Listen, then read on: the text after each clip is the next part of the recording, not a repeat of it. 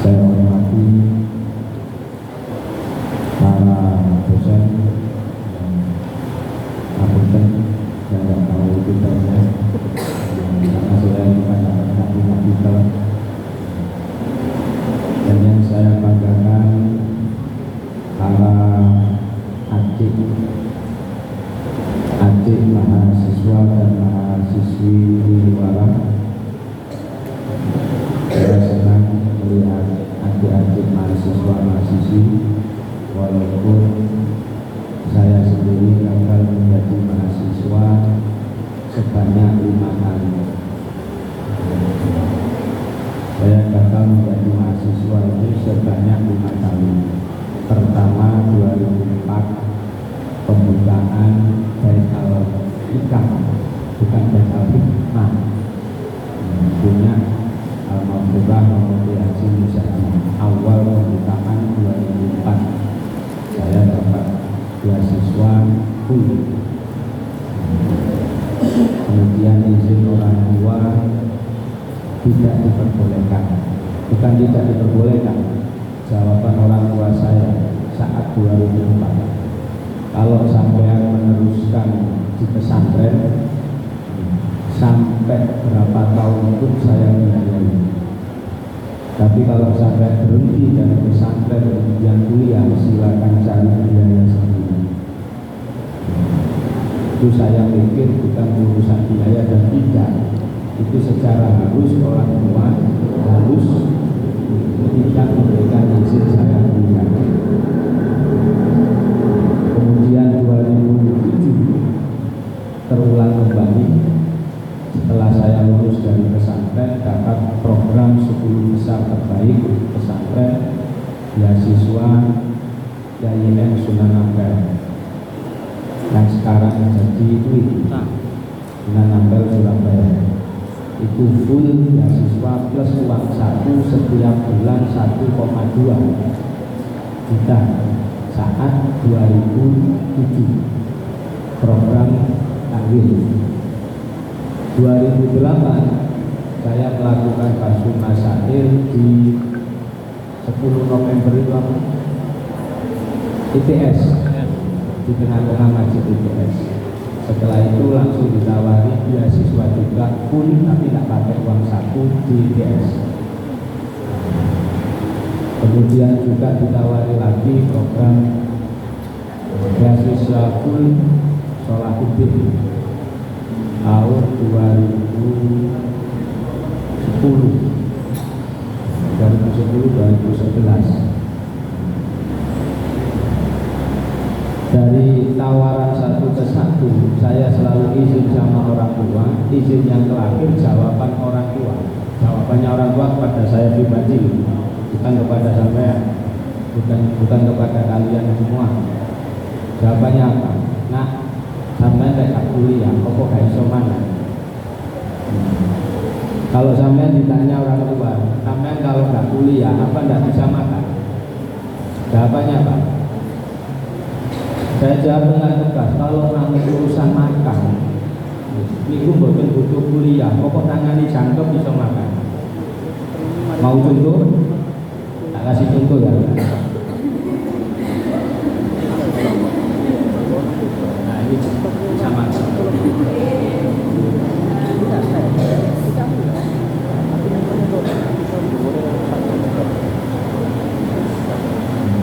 Ini contoh, tanpa kuliah sudah bisa. Modalnya apa? Ini masih mukadimah, saya kan habis panasan apa ya? Makanya ada seger-seger. Mau izin makan kan nggak enak, yang ngasih contoh itu saja.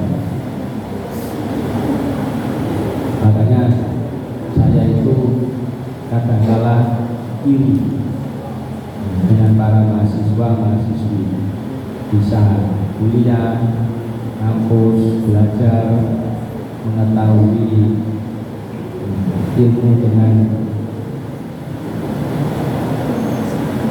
sangat luas, memiliki banyak teman. Kalau saya kan akhirnya nggak kuliah, nggak bisa punya pacar. Kalau kuliah kan enak, untuk ilmu sambil cari jodoh. Nurbaya. Beliau-beliaunya yang di depan ini tahu korban Siti Nurbaya. Kalau sampean kan nggak tahu korban Siti Nurbaya itu apa. Tapi setelah saya pikir-pikir sampai saat ini, usia pernikahan saya 14 tahun, anak saya sudah 4 dari istri yang pertama. Ada yang salah? Jaga kan? Anak saya sudah 4 dari istri yang pertama. Saya tanya yang mahasiswi saja. Andai kata sampean itu sudah melahirkan 4 kali, mau nggak yang 5 kali? Nggak mau. Sudah mentok 4 itu. Masih mau nggak? Kalau sudah brojol 4 kali, kalau yang bilang masih mau kan nggak tahu merasakan rasanya brojol. Si saya itu sudah bilang, saya sudah angkat tangan mentok ini 4 lah, capek. Itu yang saya tunggu-tunggu. Kalau sampai capek, nah baru saya carikan teman supaya juga capek. Daripada saya itu ngangkat pembantu sama-sama bayar bulanan, kan mending ngangkat istri lagi. Bulanannya juga sama. Iya kan sekali. Terus karena wanita. Bukan gitu. Ketika saya bilang sampai butuh pembantu butuh, daripada sama-sama saya ngangkat pembantu bayar bulanan 1 bulan 1,5 ini. Terus kasihan pembantu sore pulang pagi datang lagi, sudahlah bermalam di sini juga. Saya angkat jadi istri saya lagi kan, jadi teman. Sama-sama ada bulanannya juga. Apa respon istri saya? Langsung bilang saya masih bisa ngurus anak. Makanya saya ngurusin NU itu ya, kadang pulang jam 1, setengah 2, ya tidak protes lah. Sekali protes saya carikan pembantu seumur itu. Makanya hati-hati para mahasiswa yang diam-diam itu justru menghanyutkan. Itulah. Dari proses perjalanan saya selama 14 tahun, akhirnya saya sadar apa yang dilakukan orang tua saya kepada saya. Mulai usia 5 tahun saya ditaruh di pondok pesantren kakek saya sendiri di Surabaya Resmo. Kemudian usia 14 tahun, berarti 9 tahun sudah, saya dipindah dari pondok Resmo ke pondok Al-Falah Pelosok Bumi. Setelah 9 tahun, walaupun makan, minum, cuci anak santri, tapi tidurnya saya ya di pondok. Umur 14 tahun, bayangkan anak sekarang SMP kelas 2, sudah pindah ke Al-Falah Pelosok yang saat itu sudah ribuan. Saya orang yang paling kecil saat itu santri 2097.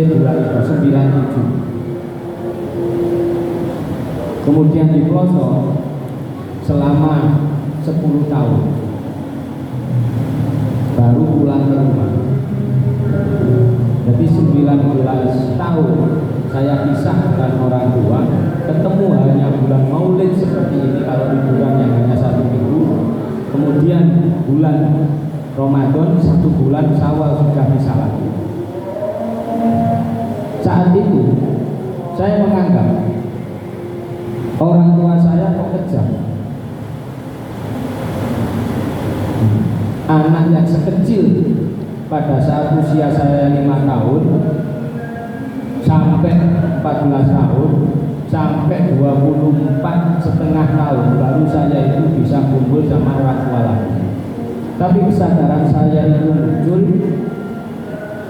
pada saat saya sudah berkeluarga. Ternyata orang tua saya tidak kejam, tapi orang tua saya sangat welas asih, ingin menyelamatkan saya dari hal yang paling dikhawatirkan kelak, yakni api neraka. Tapi pada saat itu saya yang menjalani merasa tidak mau diselamatkan. Orang tua ingin menyelamatkan, Semua orang tua ingin menyelamatkan anaknya jangan sampai sengsara, baik di dunia maupun di akhirat. Tapi respon anak seringkali pasti menganggap orang tuanya dilarang keluar. Panjenengan itu yang mahasiswi nanti malam jangan keluar, itu pasti anggap orang tuanya sadis. Tapi tujuannya menyelamatkan. Nah, ini loh. Kadang-kadang kita itu tidak sadar. Ingin selamat, ada yang menyelamatkan, tapi justru tidak mau diselamatkan sesuai dengan itu contoh permulaan yang saya rasakan, dan itu sampai sekarang banyak terjadi. Makanya seringkali saya kasih tahu, panjenengan belum merasakan. Ketika sudah berkeluarga seperti saya punya anak 4, anak saya yang pertama lulus SD langsung mondok di Bandung. Itu saya perang sama mertua saya. Mertua saya menganggap saya tidak mau ngurus anak dibuang. Tapi saya menaruh anak di pondok pesantren, saya tidak mau. Kalau nanti saya meninggal di kuburan anak saya tidak bisa ngirim saya.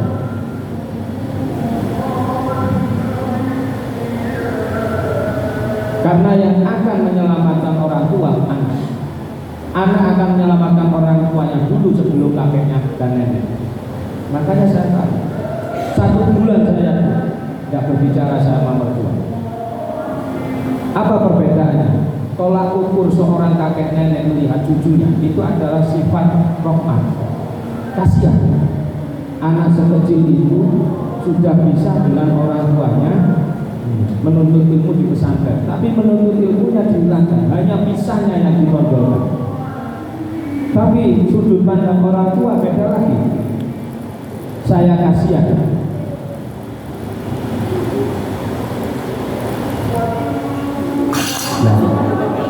Pulau batin mulai ngomong padahal saya bukan malaikat bukan nabi. Pun derudek ini ternyata pulau batin nanti ngomong kocok berdek mas, tapi pulau di sini biasa pulau. Pulau yo kasubanan, kasubahan biasa. Anggap aja kurang kopi. Begitu sadar. Tapi sudut pandang orang tua, terutama saya kepada anak, apa? Saya saja yang di pesantren 19 tahun. Ini tolak ukur saya sendiri. Saya saja yang berada di pesantren 19 tahun. Prejennya ini gitu. Andai anak saya tidak saya taruh di pesantren, 20 tahun yang akan datang itu menghadapi tantangan zaman kayak apa? Anak saya perempuan. Kalau anak saya laki-laki ya terserah. Sekarang saja yang 19 tahun saya di pesantren masih bisa saya itu main-main ke Tretes. Ini saya, tapi main-mainnya di Tretes raker. Karena hotelnya paling murah yang di sana. Suasananya juga tinggi.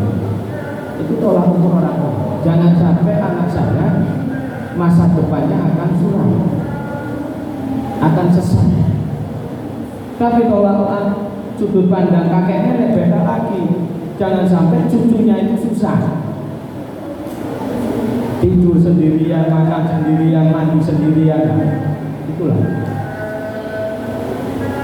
problem terbesar ketika orang sudah berumah tangga menghadapi pendidikan anak. Jadi apa?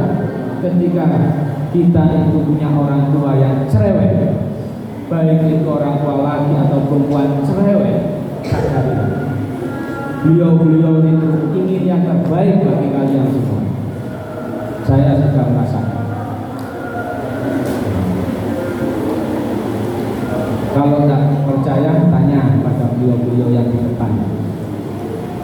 Kesuksesan yang diraih itu bukan karena beliaunya, Karena orang tua beliau banyak petani yang nggak tahu nominal uang, banyak petani yang nggak bisa baca, tapi anaknya menjadi profesor, doktor, S2, banyak. Tapi pertanyaannya, profesor saat ini, doktor saat ini, bahkan dosen pun saat ini, bisa nggak, mampu nggak mencetak putra putrinya akan menjadi minimal sama dengan dirinya? Itu minimal sama dengan dirinya. Makanya ketika saya dianggap 19 tahun di pesantren itu meraih kesuksesan, itu bukan kesuksesan saya, suksesan orang tua. Saya belum sukses karena saya baru mulai start mendidik anak. Makanya tantangan kita saat ini itu adalah menghadapi generasi-generasi penerus kita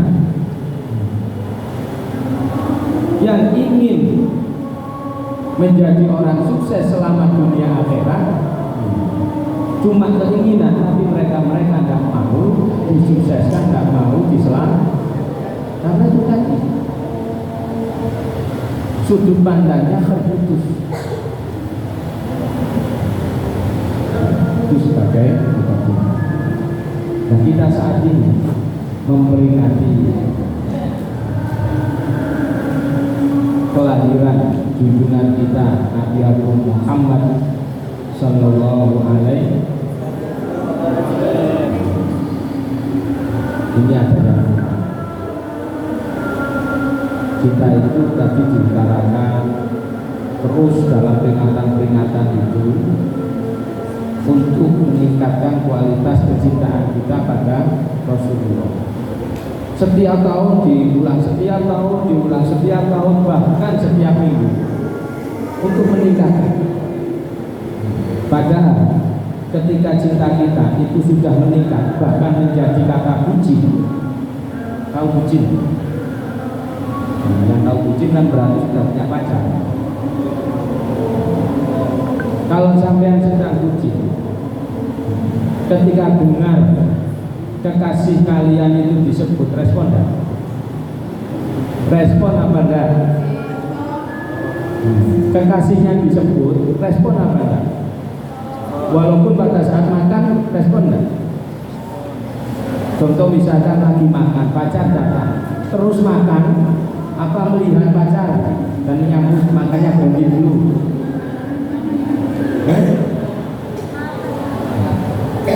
Nah katanya cinta pada Rasulullah, tapi ketika nama Rasulullah disebut semuanya diam.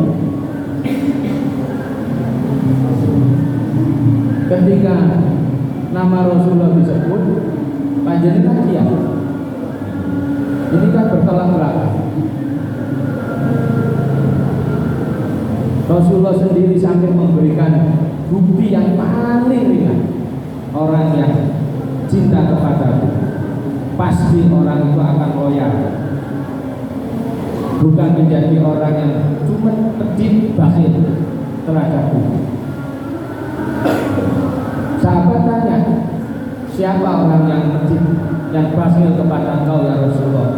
Orang yang bakhil kepadaku itu adalah orang yang ketika namaku disebut dia tidak membaca sholawat. Allahumma sholli ala Muhammad. Itu baru cinta. Respon ketika Nabi namanya disebut jawab. Tapi ketika tidak dijawab, yang menjadikan kita itu cintanya hanya bertepuk sebelah.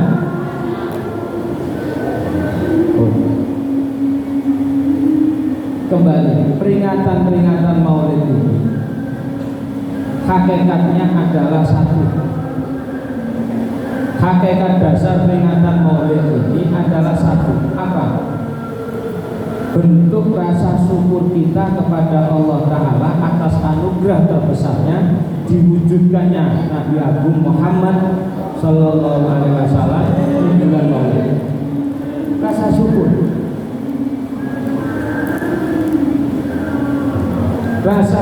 rasa terima kasih ketika kegiatan Maulid itu sebagai bentuk terima kasih kita kepada Allah Ta'ala. Masihkah acara maulid itu butuh dalil?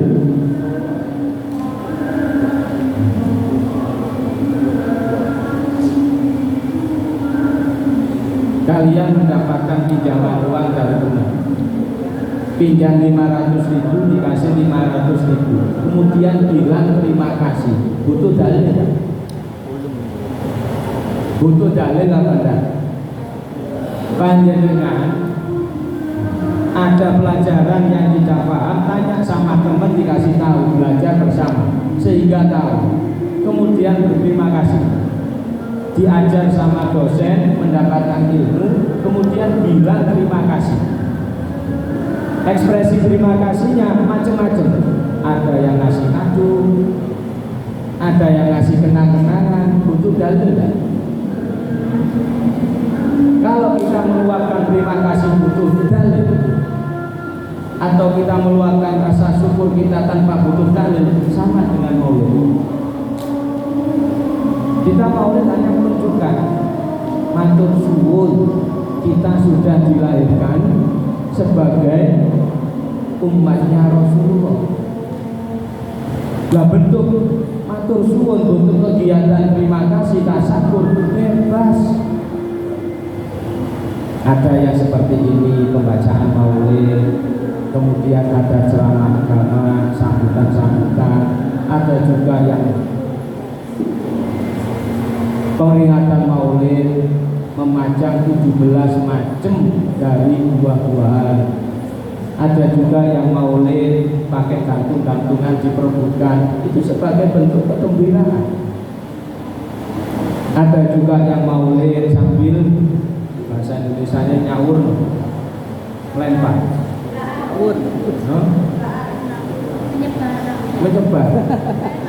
menyebar benih, menabur bunga, ini menabur uang.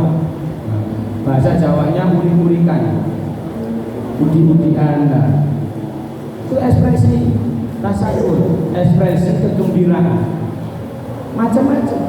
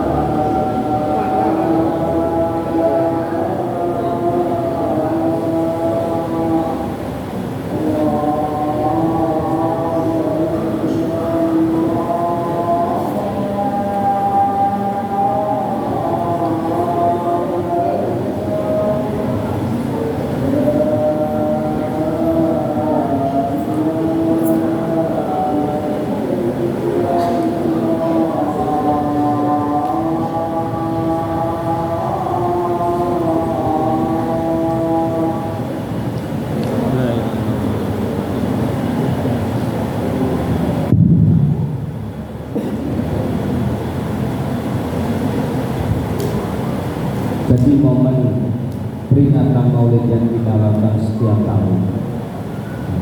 Jadikanlah sebagai rasa syukur kita kepada Allah Ta'ala. Apapun yang kita lakukan di Maulid itu, bahkan bukan hanya peringatan-peringatan Maulid, kita dalam format Maulid itu tidak harus kumpul seperti ini. Contoh sederhana yang kita sering lalaikan dalam mencintai Rasulullah itu tidak cukup hanya sekedar bilang cinta dan hanya memuji sifat-sifatnya saja, tapi apa yang disampaikan dan apa yang dilakukan serta ditetapkan oleh Rasulullah kita tidak jalankan. Kalau apa yang dilakukan, digaungkan juga yang ditetapkan itu sebagai bukti kecintaan kita, maka itulah yang harus kita lakukan. Maka khusus di bulan Maulid mestinya kita itu mau melakukan sholat niat hormat Maulid, mau melakukan sholat jamaah niat hormat Maulid, mau nolong teman hormat Maulid, mau bersedekah walaupun itu cuma 1.000-2.000 hormat Maulid, mau melakukan sholat malam tahajud hormat Maulid. Semua amal-amal baik kita sehari-hari diniati hormat Maulid, tidak harus seremonial seperti ini. Karena apa? Tujuan Maulid tiap tahun itu untuk meningkatkan kita terhadap bukti kecintaan Rasulullah, bukan berbicara cinta lagi, tapi bukti. Dengan apa? Bukti yang kita lakukan kalau kita betul-betul cinta kepada Rasulullah. Sekarang itu banyak orang ngaku cinta Rasulullah, tidak sedikit orang itu membanggakan terhadap Rasulullah. Hampir semuanya membanggakan terhadap Rasulullah. Tapi pertanyaan yang muncul hanya satu: apakah Rasulullah bangga pada kita? Kita seorang anak selalu bangga kepada orang tua. Kita seorang murid bangga kepada guru. Tapi orang tua kita bakal bangga pada kita, guru kita bangga pada kita, kita bangga pada Rasulullah. Apakah Rasul juga bangga pada kita? Ini yang masih menjadi tanda tanya besar. Maka momen seperti inilah untuk menyadarkan dan meningkatkan, bukan hanya sekedar pengakuan sebelah, tapi butuh pembuktian kalau memang kita betul-betul mencintai dan menjunjung tinggi Rasulullah serta menjadi umat yang dibanggakan Rasul. Itu momen Maulid. Makanya Rasulullah itu disimpulkan oleh Allah Ta'ala, sifatnya itu cuma satu. Kalau ingin contoh Rasulullah dari sekian banyak sifat yang sudah dijelaskan, hanya satu yang perlu kita ingat. Apa itu? Jadilah orang yang bisa bermanfaat terhadap orang lain, minimal tidak menjadikan madorot ataupun sengsara kepada orang lain. Dan ternyata itu yang paling berat. Dari kesimpulan semua sifat Rasulullah itu satu: harus bisa menjadi orang yang bermanfaat bagi orang lain. Kalau tidak, minimal tidak menyengsarakan orang.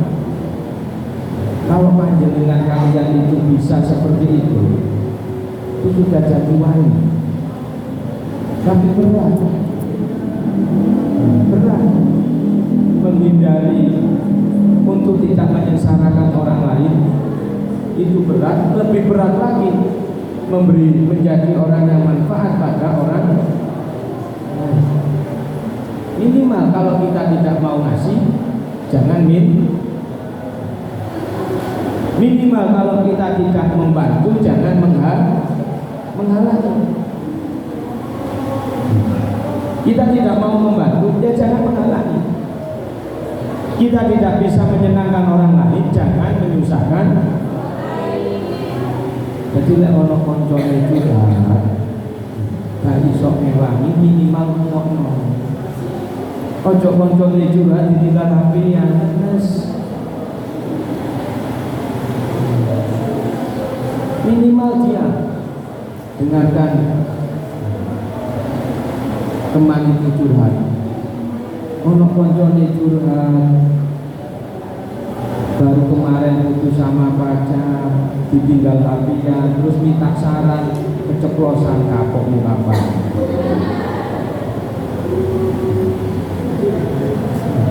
Itulah sederhana. Ketika kita sudah bisa berbuat demikian, apa yang Allah berikan kepada kita? Terima kasih.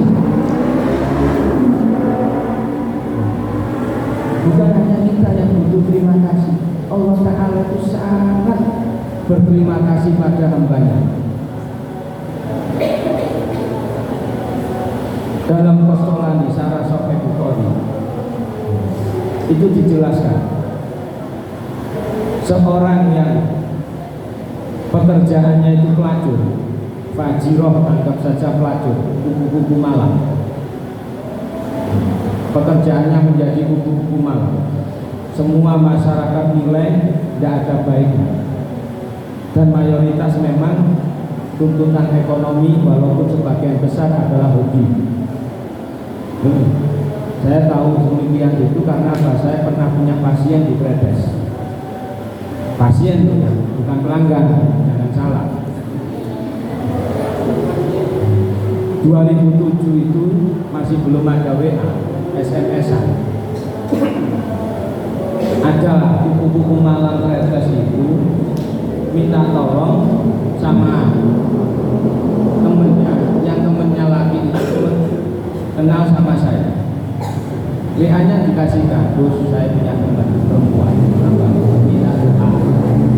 Doa apa? Ini teman-temannya tiap hari laku sampai 3 kali.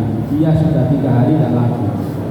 Sedangkan tagihan SPP anaknya itu enggak. SPP anaknya enggak. Terus mohon difatihai supaya bisa laku. Saya temannya 3 kali sehari kayak minum obat. Apa yang saya jawab? Kok kurang ajar? Ya saya mau utarakan di sini kan ya. Spontan saya mesut gitu.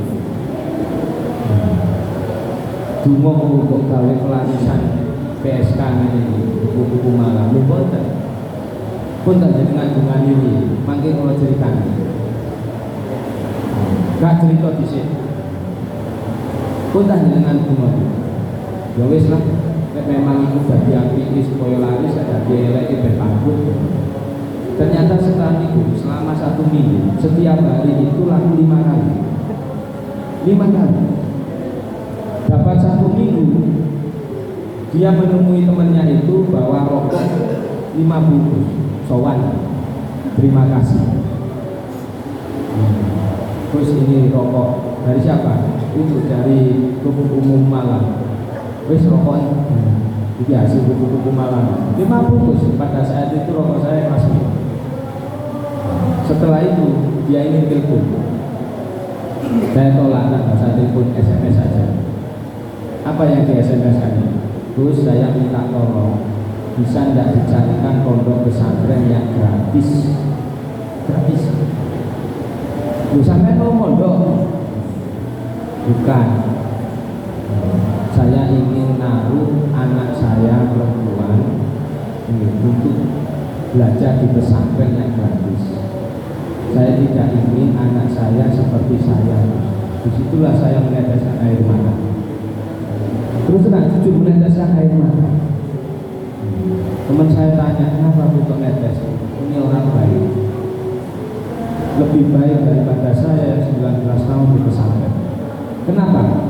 Dia sadar ingin menaruh anak di pendidikan, jangan sampai besarnya seperti dia.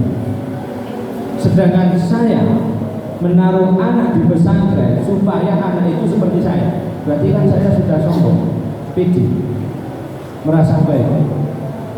Sedangkan dia merasa buruk. Jangan sampai anaknya seperti orang tuanya. Disitulah saya sadar, nangis. Oke, saya carikan, saya punya teman di Sidoarjo, tak telepon. Gus, pondoknya sampean ono beasiswa, ono gratisan ya kan? Pondok gak ono beasiswa. Tolong lah, Gus, ono wong siji, Gus gak mampu. Sopo? Gus ono wong siji, pingin anaknya mondok tapi gak mampu. Sopo sih? Kupu-kupu malam retes. Terus minimal lah, tak iso ngamplopi kiai ini, yo sowan lah sak jam kalau begini. Ngekei garapan sak jam, dibisui kalau nanti itu. Nah kan iso sowan ngekei duit, ngekei apa main? Itu mau orang, tidak apa-apa asalkan anaknya mau di pondok gratis saja. Ternyata sudut pandang saya selama ini, awal-awal keluar dari pesantren yang terlalu idealisme itu salah. Masih banyak orang-orang baik di luar pesantren, dan inilah yang terbukti ditulis dalam Syarah Qostolani, Syarahnya Sahih Bukhari, menceritakan seorang kupu-kupu malam ketika pulang dari pekerjaannya menjelang subuh, di tengah jalan ada seekor anjing yang sedang kehausan. Anjing ini kehausan. Saat melihat anjing itu sedang kehausan, sang kupu-kupu malam ini hatinya terbentuk kasihan. Akhirnya dia melihat sekeliling mencari sumur. Tidak butuh waktu lama dia mendapatkan sumur. Akhirnya dia turunlah ke sumur. Kan biasa naik turun kalau kupu-kupu malam, jadi mudah turun ke sumur. Cari timbul, tidak ada. Akhirnya apa? Sepatu putnya dipakai. Memang pakai sepatu put, keterangannya di kita. Kan PSK itu kan kupu-kupu malam sepatu putnya kan tinggi, yang minimal buat untuk air minum kan bisa. Itu. Kemudian diminumkan ke seekor anjing. Setelah anjing itu hilang kehausannya, apa yang terjadi? Allah Ta'ala itu sangat berterima kasih kepada kupu-kupu malam itu karena apa? Menolong makhluknya. Walaupun hakikatnya yang memberi minum itu Allah Ta'ala, kupu-kupu malam itu hanya sebagai pelantara saja. Itu Allah Ta'ala sangat berterima kasih. Saking terima kasihnya Allah Ta'ala, dikasih hidayah, dia berhenti, meninggal langsung masuk surga. Semua perbuatan dosa diampuni, hanya menolong seekor anjing. Nah kita yang sesama manusia, sama-sama manusianya, apa masih perlu membedakan agama dalam mau membantu orang lain? Apa masih perlu kita itu membedakan organisasi dalam menghargai dan menghormati orang lain? Apa masih perlu kita itu membedakan ras untuk memanusiakan manusia? Kalau kupu-kupu malam saja hatinya bisa terketuk dengan kehausannya seekor anjing, terus kita tidak bisa terketuk hatinya melihat manusia-manusia yang kelaparan, tetangga, teman yang kelaparan butuh bantuan. Lebih mulia mana hati kita yang mungkin di dalam pendidikan dengan hati seorang kupu-kupu malam biasa? Itulah ajaran Rasulullah. Makanya kalau bilang akhlak Rasulullah itu terlalu panjang tidak.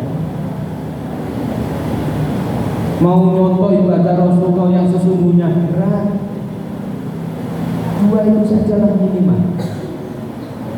2 saja. Jadilah orang yang bisa bermanfaat kepada orang lain. Kalau tidak bisa, kedua, minimal jangan menyengsarakan orang lain. Ingin bukti lebih, silakan tanya di kelurahan Bukit-Kidul, terutama di Bukit-Legi tempat saya tinggal maupun saya pendatang. Dulu di situ ada bandarnya kupu malam, apa namanya? Maklare apa? Mucikari. mucikari. Nah, mucikari. Maklaren di Bogor itu ada mucikari. Dulu tapi bukan sekarang. Semua masyarakat itu sudah menilai itu. Bahkan saat meninggal, satu pun tidak ada yang layak. Nyolati di masjid itu tidak ada yang mau.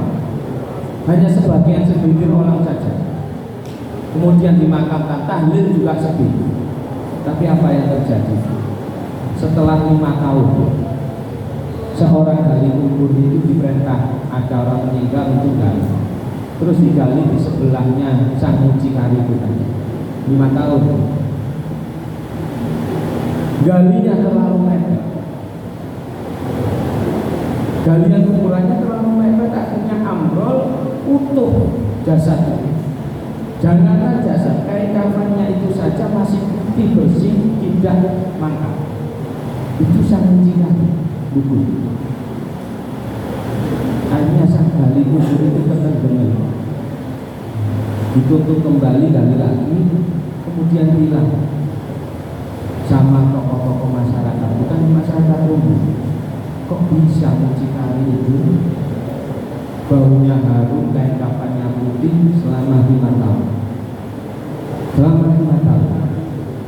Ini real, bukan cerita kitab, cerita masyarakat itu sendiri. Baru 3 bulan yang lalu saya mendapatkan kabar. Kemudian ditanya ahli warisnya, tidak ada. Tidak ada yang tahu. Apa amal dari mucikari itu sehingga baunya harum, jasadnya utuh, kain kafannya saja utuh. Berarti apa itu? Bukti wali. Padahal mucikari. Mucikari.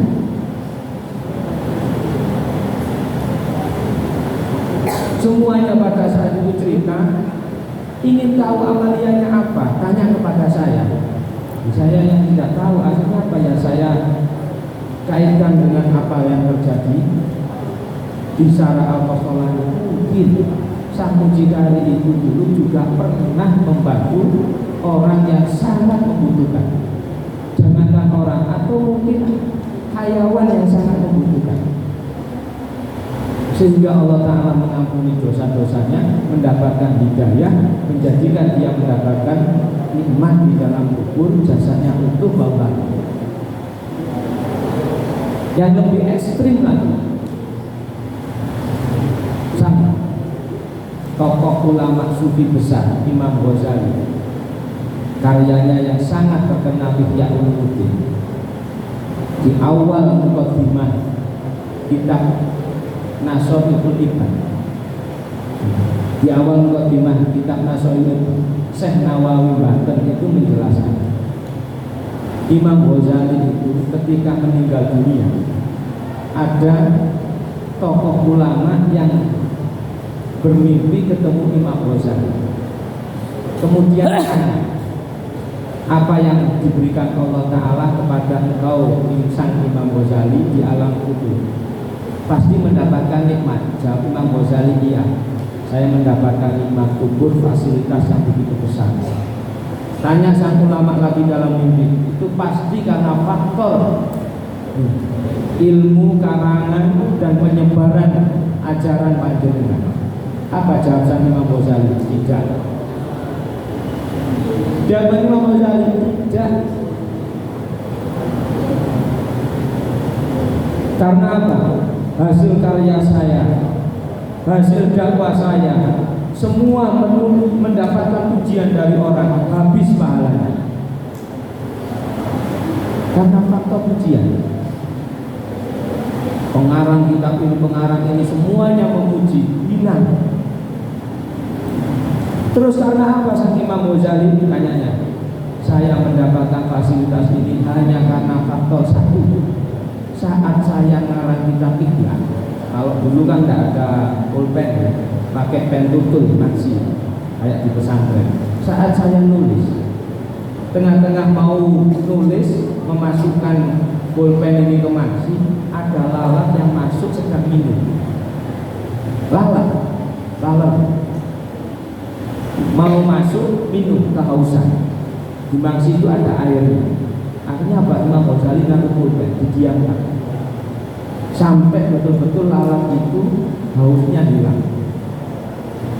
Lama kemudian lalat itu terbang, baru dilanjutkan. Itulah yang mengakibatkan saya mendapatkan nikmat di alam kubur, kata Imam Ghazali, disampaikan Imam Nawawi di awal pembukaan Nasaibul Kubur. Sekarang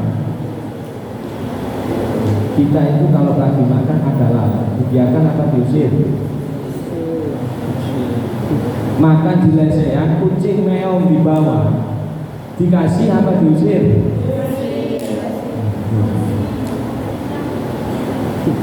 Itu kok minta diselamatkan dunia akhirat. Kucing itu meong-meong nyelametno kita semua. Laler masuk, makanya tak buka ini biar laler masuk. Kan nggak akan.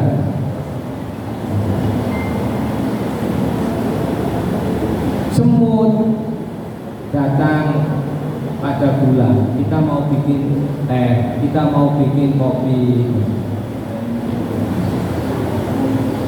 Ini gila, bujuku loh, istri saya, ini pasti bilang kurang ajar seperti ini.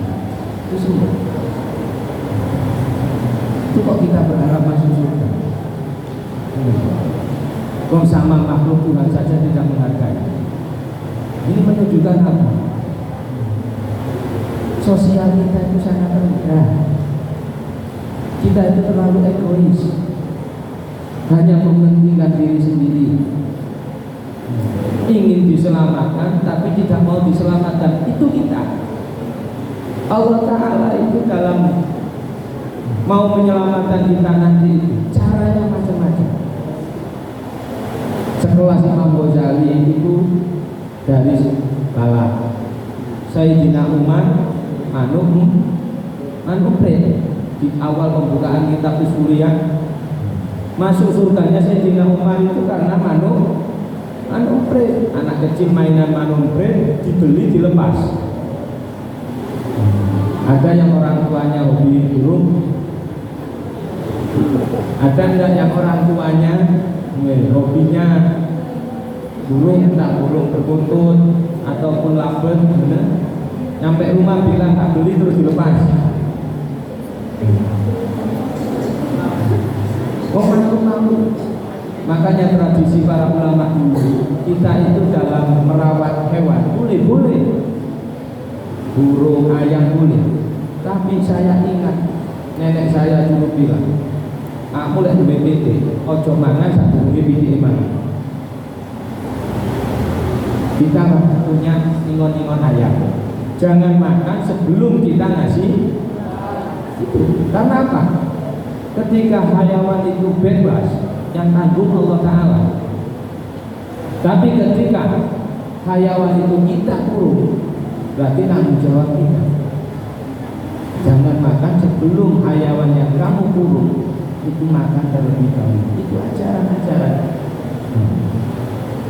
supaya apa? Kita tidak menjadi orang yang egois. Ternyata apa? Banyak sekali cara yang ingin